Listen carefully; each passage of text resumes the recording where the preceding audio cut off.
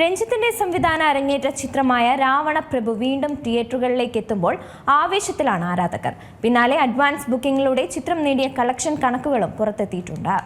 മലയാളത്തിൽ റിലീസിലൂടെ ബോക്സ് ഓഫീസിൽ ഏറ്റവും അധികം പണം വാരിക്കൂട്ടിയിട്ടുള്ളത് മോഹൻലാൽ ചിത്രങ്ങളാണ്. ദേവദൂതനും സ്ഫടികവും മണിച്ചിത്രത്താഴും ഛോട്ടാ മുംബൈയും ഒക്കെ അക്കൂട്ടത്തിൽപ്പെടുന്ന ചിത്രങ്ങളാണ്. ഇപ്പോഴത്തെ റിലീസ് സമയത്ത് തന്നെ ഏറ്റവും കൂടുതൽ ആഘോഷിക്കപ്പെട്ട രാവണപ്രഭു വീണ്ടും തിയേറ്ററുകളിലേക്ക് എത്തിയിരിക്കുകയാണ്. രഞ്ജിത്തിന്റെ സംവിധാന അരങ്ങേറ്റ ചിത്രമായിരുന്ന രാവണപ്രഭു 2001 തിയേറ്ററുകളിലേക്ക് എത്തിയത്. നൂതന ദൃശ്യശബ്ദ വിസ്മയങ്ങളുമായി 4K അറ്റ്മോസിൽ ഒരുങ്ങിയ രാവണപ്രഭു വീണ്ടും എത്തുമ്പോൾ മംഗലശ്ശേരി നീലകണ്ഠനും കാർത്തികേയനും മുണ്ടക്കൽ ശേഖരനുമൊക്കെ വീണ്ടും കളം നിറയുകയാണ്. ആശീർവാദ് സിനിമാസിന്റെ ബാനറിൽ ആന്റണി പെരുമ്പാവൂർ നിർമ്മിച്ച ഈ ചിത്രം 4K അറ്റ്മോസിൽ മാറ്റിനി നൗ എന്ന കമ്പനിയാണ് എത്തിച്ചിരിക്കുന്നത്. റിലീസിന് മുന്നോടിയായി എറണാകുളം കവിതാ തിയേറ്ററിൽ ഒക്ടോബർ 9 വൈകിട്ട് റീമാസ്റ്റേഡ് പതിപ്പിന്റെ പ്രിവ്യൂ നടന്നിരുന്നു. ഹൌസ്ഫുൾ ഷോയോടെയാണ് ആരാധകർ ഈ പ്രീമിയർ ഷോയെ വരവേറ്റത്. എറണാകുളം കവിത, തൃശൂർ രാഗം, കോട്ടയം അഭിലാഷ്, തിരുവനന്തപുരം ഏരീസ് ഫ്ലെക്സ് തുടങ്ങി കേരളത്തിലെ ബിഗ് കപ്പാസിറ്റി സ്ക്രീനുകളിലെല്ലാം ആദ്യ ഷോകൾക്ക് ഹൌസ്ഫുൾ സ്റ്റാറ്റസ് ആണ്. കേരളത്തിൽ മാത്രം 162 സ്ക്രീനുകളിലാണ് ചിത്രം പ്രദർശനം നടത്തുന്നത്. ഒപ്പം കേരളത്തിന് പുറത്തും ഗൾഫിലുമൊക്കെ ചിത്രം റിലീസ് ചെയ്തിട്ടുണ്ട്. ചിത്രം റീ റിലീസായി തിയേറ്ററുകളിലേക്ക് എത്തുന്നതിന് ഏതാനും ദിവസം മുൻപ് തന്നെ അഡ്വാൻസ് ബുക്കിംഗ് ആരംഭിച്ചിരുന്നു.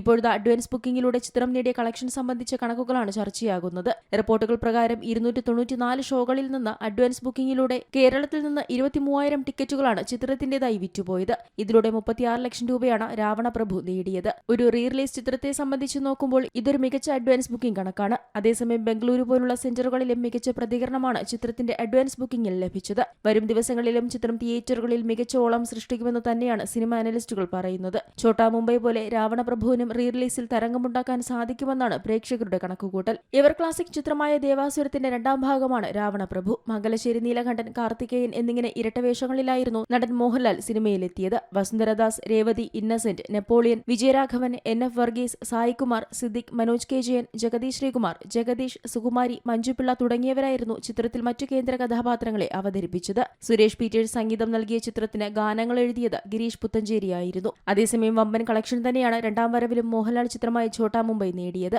18 വർഷങ്ങൾക്ക് ശേഷം തിയേറ്ററിലെത്തിയ ചിത്രം വമ്പൻ ഓളമാണ് തിയേറ്ററുകളിൽ സൃഷ്ടിച്ചത്. മോഹൻലാൽ, അൻവർ റഷീദ് ടീമിന്റെ സൂപ്പർഹിറ്റ് ചിത്രത്തിന് ബെന്നി P. നായരമ്പലമാണ് തിരക്കഥയൊരുക്കിയിരിക്കുന്നത്. Entertainment desk, Zee Malayalam news. ഏറ്റവും പുതിയ വാർത്തകളും വിശേഷങ്ങളും വിരൽത്തുമ്പിലറിയാൻ സി മലയാളം ന്യൂസ് എല്ലാ ഡിജിറ്റൽ പ്ലാറ്റ്ഫോമുകളിലും ലഭ്യം.